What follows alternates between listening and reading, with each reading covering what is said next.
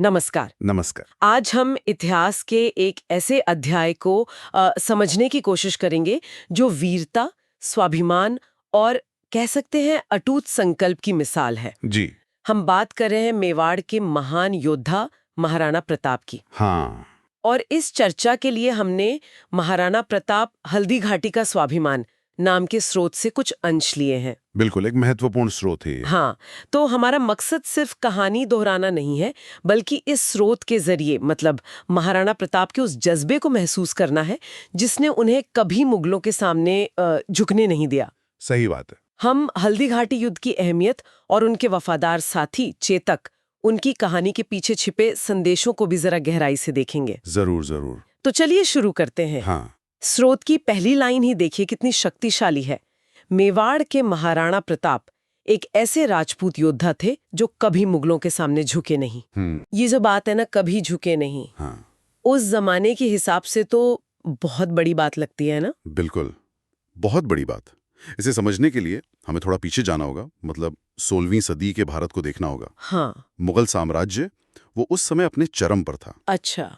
अकबर का शासन था और उनकी नीतियां जाहिर है विस्तारवादी थीं। अच्छा। ज्यादातर राजपूत रियासतें थी, वो या तो सीधे सीधे मुगल अधीनता मान चुकी थी या फिर संधियों के जरिए, समझौतों के जरिए उनके असर में आ गई थी। तो ऐसे में मेवाड़ का और खासकर महाराणा प्रताप का ये जो प्रतिरोध था, ये सिर्फ एक राजा की जिद नहीं थी। अच्छा। नहीं, ये उस दौर में एक बहुत बड़ा, आप कह सकते हैं, राजनीतिक और सांस्कृतिक बयान था। यानी ये सिर्फ जमीन बचाने की लड़ाई नहीं थी, मतलब कुछ और भी था दांव पर। निश्चित रूप से।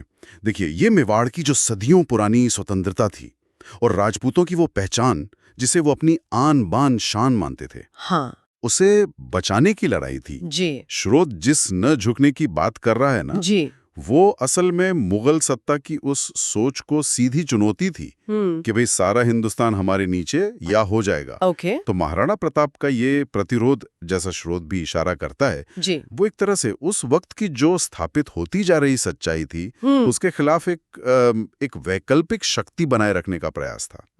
ये सिर्फ उनकी व्यक्तिगत वीरता नहीं थी, ये एक सामूहिक स्वाभिमान का प्रतीक बन गया था जो उस इलाके के लोगों को हिम्मत देता रहा। और इसी प्रतिरोध की सबसे साफ तस्वीर शायद हमें हल्दी घाटी के युद्ध में दिखती है। स्रोत हमें तारीख भी बताता है, 18 जून 1576, और वो मंजर सामने लाता है जहां महाराणा प्रताप अपने घोड़े चेतक पर सवार हैं और मुगलों की विशाल सेना से भिड़ गए। हाँ। सोचना भी मुश्किल है, एक तरफ वो मुगलों की संगठित, विशाल और जाहिर है बेहतर हथियारों वाली सेना, और दूसरी तरफ मेवाड़ के राजपूत, संख्या में कम पर इरादों में शायद कहीं ज्यादा मजबूत। हाँ, और देखिए, स्रोत इस लड़ाई के लिए भयानक शब्द का इस्तेमाल करता है। हाँ, मैंने भी नोट किया। ये सिर्फ एक शब्द नहीं है, ये उस दिन मैदान में जो खून खराबा हुआ, जो संघर्ष की क्रूरता थी, युद्ध की भीषणता थी, उसकी तरफ इशारा है। हल्दी घाटी कोई दूर से तीर चलाने वाली लड़ाई नहीं थी, ये एकदम नजदीकी लड़ाई थी। तलवारें टकराई, जाने गईं। तो ये भयानक शब्द हमें याद दिलाता है कि वीरता की इन कहानियों के पीछे असल में इंसानी त्रासदियां भी छिपी होती हैं। बिल्कुल। और इसी भयानक माहौल के बीच स्रोत एक और अहम बात कहता है, मुगल सेना के सामने भी महाराणा प्रताप और चेतक ने दिलेरी दिखाई। हाँ। यहाँ दिलेरी का क्या मतलब समझें? क्या ये सिर्फ मरने मारने का जज्बा था या कुछ और? मेरे ख्याल से ये उससे कहीं ज्यादा गहरा है। स्रोत जिस दिलेरी की बात कर रहा है वो सिर्फ शारीरिक हिम्मत नहीं है। अच्छा। वो है मुश्किल हालात में, जब सब कुछ आपके खिलाफ हो, तब भी अपना नैतिक बल बनाए रखना। सोचिए, आपको पता है कि सामने वाली सेना संख्या में, हथियारों में, हर तरह से आपसे कहीं ज्यादा ताकतवर है। हाँ। तब भी लड़ने का फैसला करना, और सिर्फ लड़ना नहीं बल्कि पूरे हौसले से लड़ना, ये असाधारण मानसिक शक्ति दिखाता है। सही बात है। तो ये दिलेरी जो है वो हार न मानने वाले उस जज्बे का प्रतीक है जिसके लिए मेवाड़ और महाराणा प्रताप जाने जाते हैं। और हल्दी घाटी का युद्ध दांव पर क्या लगा था? देखा जाए तो मेवाड़ का अस्तित्व ही दांव पर था। सिर्फ एक राज्य का भविष्य नहीं, बल्कि राजपूतों की वो स्वतंत्रता की परंपरा, उनका स्वाभिमान, सब कुछ। स्रोत में जो ये भयंकरता और दिलेरी का जिक्र है ना, वो इसी ऊंचे दाव और अटूट इरादे को दिखाता है। अच्छा। ये दिखाता है कि उनके लिए लड़ने का मकसद सिर्फ जीतना नहीं था, बल्कि अपने मूल्यों के लिए, अपनी आन के लिए खड़ा होना भी था। और जब हम दिलेरी और वफादारी की बात करते तो चेतक का नाम वो तो अपने आप आ जाता है। हाँ बिल्कुल, चेतक। स्रोत बताता है कि वो सिर्फ एक घोड़ा नहीं था, वो महाराणा प्रताप का वफादार साथी था। जी। उसकी कहानी तो मतलब युद्ध के मैदान से आगे जाकर दिल को छूती है, खासकर वो हिस्सा जहां बताया गया है कि उसे गहरी चोट लगी है। हाँ, उस कहानी का सबसे कह सकते हैं मार्मिक हिस्सा है। स्रोत कहता है जब चेतक को गहरी चोट लगी तब भी उसने महाराणा प्रताप को सुरक्षित जगह तक पहुंचाया।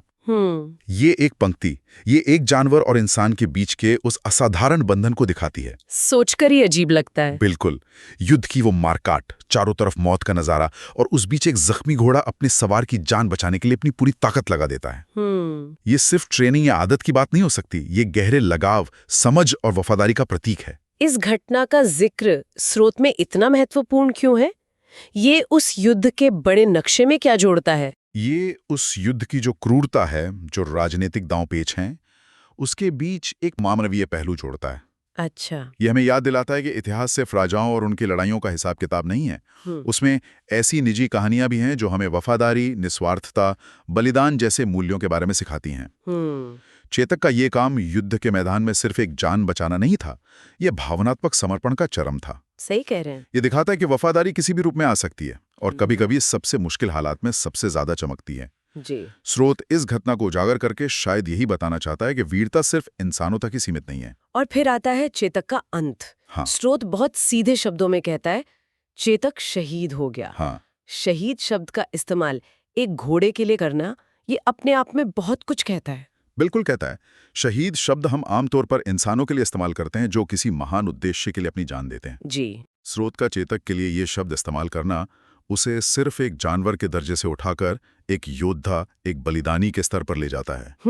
ये चेतक के काम के असाधारण महत्व को दिखाता है। सही। ये दिखाता है कि उसकी वफादारी और उसके बलिदान को कितना ऊंचा दर्जा दिया गया। सही। ये सिर्फ एक घोड़े की मौत नहीं थी, ये एक साथी का बलिदान था जिसने अपने स्वामी और उसके मकसद की रक्षा में अपनी जान दे दी। और स्रोत आगे जोड़ता है, पर मेवाड़ की वीरता और स्वाभिमान बच गया। हाँ, और ये पंक्ति चेतक के बलिदान को एक बड़ा मतलब देती है। कैसे? देखिए, चेतक ने महाराणा प्रताप की जान बचाई और महाराणा प्रताप का जिंदा रहना मेवाड़ के प्रतिरोध के जारी रहने के लिए जरूरी था। अच्छा, हाँ। तो एक तरह से चेतक ने अपनी जान देकर उस वीरता और स्वाभिमान की रक्षा की जिसका प्रतीक महाराणा प्रताप थे। चेतक चला गया, लेकिन उसने जिस चीज की रक्षा की, मतलब मेवाड़ की आजाद रहने की इच्छा, उसका गौरव, वो जिंदा रहा। वाह। ये दिखाता है कि बलिदान कभी बेकार नहीं जाता अगर वो किसी बड़े उद्देश्य से जुड़ा हो। चेतक की कहानी तो वाकई में अद्भुत है। अच्छा, अब अगर हम महाराणा प्रताप की पूरी विरासत पर लौटें, तो स्रोत का जो आखिरी वाक्य है वो एक सूत्र वाक्य जैसा लगता है। कौन सा? महाराणा प्रताप की कहानी हमेशा ये सिखाती है कि राजपूत कभी अपना सिर झुका नहीं सकता। हाँ। इस कथन का क्या मतलब निकालें? क्या ये सिर्फ एक जाति विशेष के बारे में है? देखिए, स्रोत जिस तरह से इसे पेश करता है, मुझे लगता है इसका मतलब ज्यादा बड़ा है। हाँ, जाहिर है ये राजपूतों के ऐतिहासिक संदर्भों से जुड़ा है, उनकी युद्ध परंपरा और गौरव की भावना से। जी। लेकिन यहाँ सिर न झुकाना सिर्फ शारीरिक रूप से न झुकना या किसी खास समुदाय की जिद नहीं है। तो फिर क्या है? जैसा कि पूरी कहानी से और चेतक के बलिदान से भी जाहिर होता है, ये अन्याय के सामने, दबाव के सामने, गुलामी के सामने, अपनी मूल्यों पर, अपनी स्वतंत्रता पर और अपने आत्मसम्मान पर कायम रहने का प्रतीक है। तो स्वाभिमान यहाँ सिर्फ व्यक्तिगत गौरव नहीं, बल्कि कुछ और है। हाँ, स्रोत के संदर्भ में देखें तो स्वाभिमान एक सामूहिक पहचान है, अपनी सांस्कृतिक जड़ों और अपनी राजनीतिक स्वतंत्रता को बनाए रखने का संकल्प है। अच्छा। ये बाहरी दबाव के सामने अपनी अंदरूनी शक्ति और अपनी नैतिक दृढ़ता को बनाए रखने का आह्वान है। हाँ। महाराणा प्रताप का जीवन, जैसा इस स्रोत में दिखाया गया है, वो इसी अटूट स्वाभिमान का प्रतीक है। चाहे हालात कितने भी खराब क्यों ना हो, अपने सिद्धांतों से समझौता न करना, ये कहानी दिखाती है कि सिर न झुकाना एक नैतिक चुनाव हो सकता है, जैसे सत्ता के सामने सच बोलना। ये बहुत दिलचस्प विश्लेषण है। तो आज हमने महाराणा प्रताप, हल्दी घाटी का स्वाभिमान के कुछ अंशों के जरिए कई अहम पहलुओं पर बात की। जी। हमने देखा कि कैसे महाराणा प्रताप का प्रतिरोध सिर्फ एक राजा की जिद नहीं था, बल्कि वो मुगल प्रभुत्व को एक गंभीर चुनौती थी। हाँ। हमने हल्दी घाटी युद्ध की भयानकता और उसमें दिखाई गई दिलेरी के गहरे मतलब समझे। बिल्कुल। हमने चेतक की अविश्वसनीय वफादारी, उसके बलिदान और उसे शहीद कहे जाने के महत्व पर भी गौर किया। और अंत में हमने सिर न झुकाने वाले राजपूत स्वाभिमान के उस स्थायी संदेश को समझने की कोशिश की जो सिर्फ युद्ध के मैदान तक ही सीमित नहीं है। बिल्कुल। महाराणा प्रताप की कहानी, जैसा ये स्रोत हमें दिखाता है, वो मुश्किल हालात में भी अपने आदर्शों पर टिके रहने की एक बहुत शक्तिशाली कहानी है। सही। ये हमें इतिहास के एक ऐसे नायक से मिलाती है जिसने भारी कीमत चुकाकर भी अपनी आज़ादी और अपने स्वाभिमान को सबसे ऊपर रखा। और स्रोत का ये जो केंद्रीय संदेश है कि राजपूत कभी अपना सिर झुका नहीं सकता, ये हमें सोचने पर मजबूर करता है। हाँ, बिल्कुल। तो श्रोताओं के लिए एक विचार यहाँ छोड़ते हैं।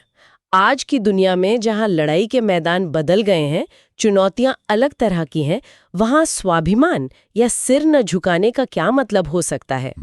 अच्छा सवाल है। चाहे वो हमारे काम की जगह हो, हमारा समाज हो या हमारी निजी जिंदगी हो, किन उसूलों के लिए हम खड़े होते हैं। ये जो अटूट आत्मसम्मान का ऐतिहासिक विचार है, जैसा इस स्रोत में है, वो आज हमारे लिए क्या मायने रखता है, कैसे प्रासंगिक हो सकता है, इस पर सोचना मुझे लगता है इतिहास को सिर्फ जानना नहीं बल्कि उससे कुछ सीखना भी है।